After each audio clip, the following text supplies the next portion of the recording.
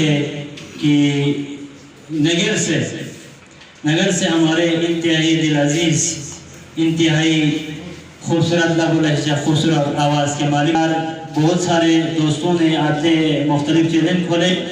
اس میں میں نے خود ذاتی طور پر سب سے زیادہ ایک ایسے چینل کو دیکھا تو جو واقعاً خراج تحسین کے لائق ہیں جناب یاسین سمیری صاحب. 72 سٹار ہمیشہ آتے تھے. میں سمجھتا تھا کہ یہاں لوکل کوئی ہو اس کا تو کہ، لیکن بعد میں پتہ چلا تو یہ بہت بڑی یعنی خوش قسمتی ہے کہ آج ہمارے ساتھ موجود ہیں کہ آپ کے بہت مشہور ہیں. خدا آپ کو مزید توفیق دے. تو میں تمہید زیادہ نہیں مانتا. جناب احمد کریمی صاحب، جناب اقبال صاحب، اخن بشیر ناظمی صاحب، آپ لوگوں کا بھی مشکور ممنون. جناب جعفر مطہری صاحب. تو ذوالقرنین ہادی اسی طرح کے ٹیلنٹ تھے، چھپے ہوئے تھے.